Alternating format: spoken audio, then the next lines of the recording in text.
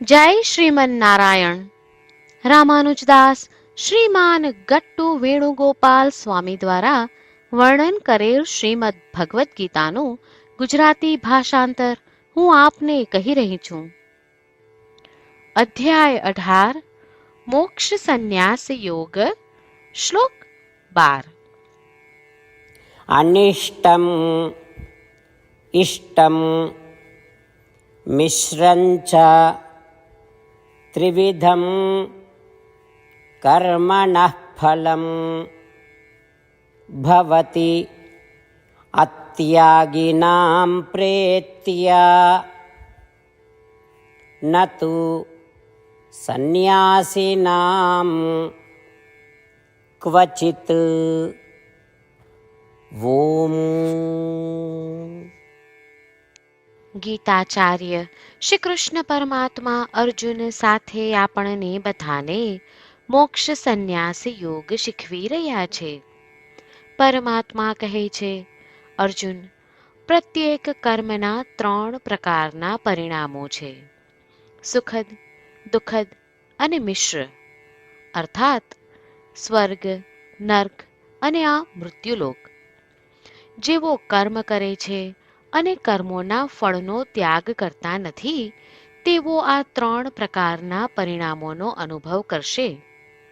પરંતુ જેવો કર્મ કરે છે અને કર્મોના ફળનો ત્યાગ કરે છે, તેઓને આ 3 પ્રકારના પરિણામો ન તો આ લોકમાં કે ન તો પરલોકમાં ભોગવવા પડશે, અને તેમના કર્મો તેમને કોઈ બંધનમાં બાંધશે નહીં. આ પ્રમાણે શ્રી કૃષ્ણ પરમાત્મા સ્પષ્ટ કરી રહ્યા છે કે પ્રત્યેક કર્મના સારા, ખોટા અને મિશ્ર પરિણામો હોય છે. જેવો ફળની આશા રાખીને કર્મ કરે છે, તેવો જ આ ત્રિવિધ પરિણામોથી પ્રભાવિત થાય છે અને તેમનાથી બંધાય છે. પરંતુ જેવો ફળની અપેક્ષા રાખ્યા વિના કર્મ કરે છે, તેવો આ 3 પ્રકારના પરિણામોથી બંધાયેલા રહેશે નહીં, અને આ પ્રમાણે કર્મ કે કર્મફળ તેમના ધ્યેય અર્થાત મોક્ષ પ્રાપ્તિમાં કોઈ અવરોધ ઉત્પન્ન કરશે નહીં. તેથી ચાલો આપણે સમજીએ કે કર્મફળની અપેક્ષા રાખતા કર્મો કરવાથી આપણા અંતિમ ધ્યેય અર્થાત મોક્ષ પ્રાપ્તિમાં અવરોધો ઉત્પન્ન થાય છે. તેથી આપણે કર્મફળની અપેક્ષા વિના આપણા કર્મો કરીએ. શ્રીમન નારાયણની પ્રાપ્તિને આપણા જીવનનું ધ્યેય બનાવતા અને માત્ર શ્રીમન નારાયણનું શરણ લેતા ચાલો આપણે બધા શ્રી કૃષ્ણ પરમાત્માના શબ્દોનું આ શ્લોક સ્વરૂપે પુનરાવર્તન કરીએ. અનિષ્ટમિષ્ટમ મિશ્રંચ ત્રિવિધમ કર્મણઃ ફલમ ભવતિ અત્યાગિનાં પ્રેત્યા ન તુ સંન્યાસિનાં ક્વચિત. શ્રી કૃષ્ણ પરમાત્માએ આખી ભગવદ્ ગીતાનો સાર અધ્યાય 18ના શ્લોક 65 થી 70માં 8 ઉપદેશ દ્વારા કહ્યો છે. શ્રી કૃષ્ણ કહે છે, જે મારા આ 8 ઉપદેશ અનુસરે છે તે મને પ્રિય છે. એ સર્વે ભક્તોનું હું બધી જ રીતે રક્ષણ કરીશ.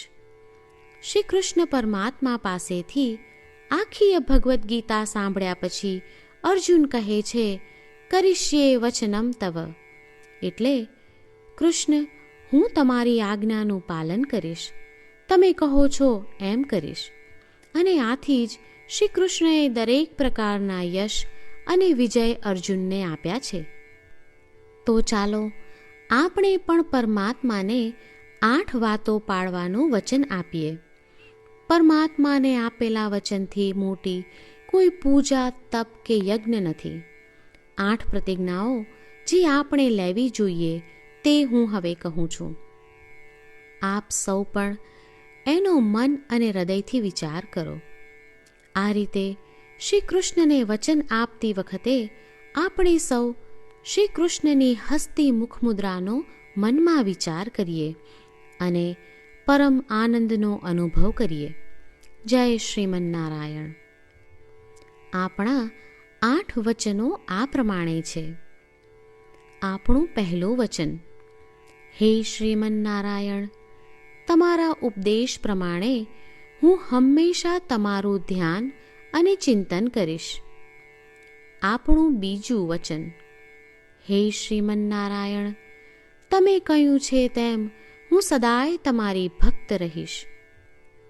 આપણું ત્રીજું વચન: હે શ્રીમન્નારાયણ, હું મારા કર્મો તમને સંતોષ થાય તેમ અને તમારી સેવા માટે કરીશ.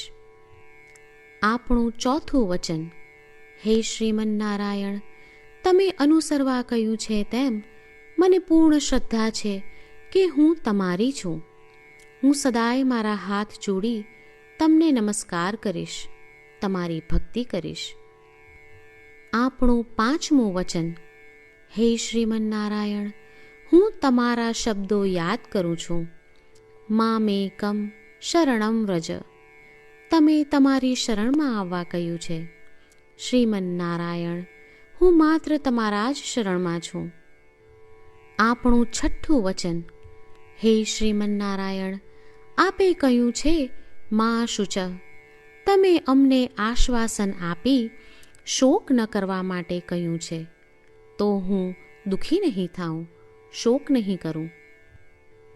આપણું સાતમું વચન: હે શ્રીમન્નારાયણ, અમારા કલ્યાણ અર્થે આપે શ્રીમદ્ ભગવદ્ ગીતા રૂપી આશીર્વાદ આપી અમારા સૌ પર કૃપા કરી છે.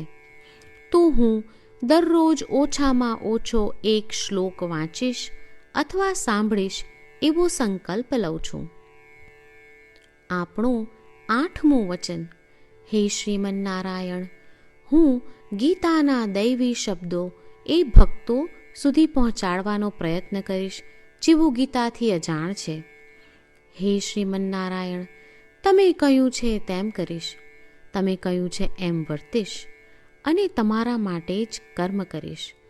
શ્રીમન્નારાયણને આપેલું વચન કે દરરોજ તમે કહ્યું છે એમ કરીશું, એ જ એક મહાન પૂજા છે.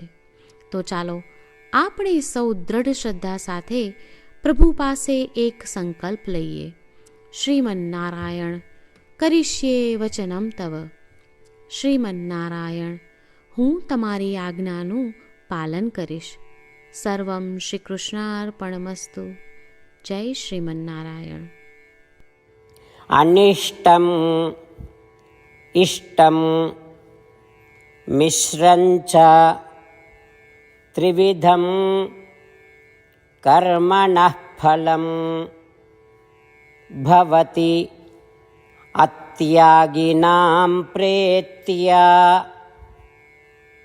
ન તુ સંન્યાસિનાં ક્વચિત. ઓમ.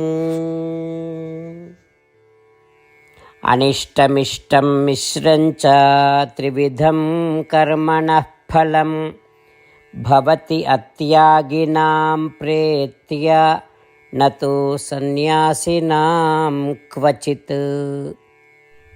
જય શ્રીમન્નારાયણ. તમામ ભક્તોને ખાસ વિનંતી: આપણા જીવનની દરેક બાબતોમાં આપણે તાત્કાલિક અને અસરકારક પરિણામો ઈચ્છીએ છીએ. આ પ્રાપ્ત કરવા માટે ચાલો દરરોજ 1 મિનિટ ફાળવીએ અને નારાયણાસ્ત્રમ વાંચીએ. નારાયણાસ્ત્રમ મેળવવા માટે તેની વેબસાઇટ જે www.narayanaastram.org છે તેના પર જાઓ અને રજિસ્ટ્રેશનમાં તમારું નામ અને ઈમેલ આપો. તમે આપેલા ઈમેલ પર તમને નારાયણાસ્ત્રમ PDF પ્રાપ્ત થશે. PDFમાં રામાયણનો 1 શ્લોક, ગીતાનો 1 શ્લોક અને 1 વિષ્ણુ નામ છે. આ 3ને નારાયણાસ્ત્રમ કહેવામાં આવે છે. દરેક વ્યક્તિને આ શ્લોકોનું અલગ અલગ સંયોજન પ્રાપ્ત થાય છે. જ્યારે દરેક વ્યક્તિ 24,000 ભક્તો સાથે તેમના નારાયણાસ્ત્રમને દરરોજ વાંચે છે અથવા સાંભળે છે, ત્યારે સમગ્ર રામાયણનું 1 વાર પારાયણ, શ્રીમદ્ ભગવદ્ ગીતાનું 33 વાર પારાયણ અને વિષ્ણુ સહસ્ત્ર નામનું 24 વાર પારાયણ રોજ પૂર્ણ થાય છે. આ એક અદ્ભુત અને અસાધારણ પરિણામ છે. તેથી તમે અને તમારા પરિવારના સભ્યો તરત જ વેબસાઇટ પર જાઓ અને તમારું નારાયણાસ્ત્ર મેળવો. જય શ્રીમન્નારાયણ.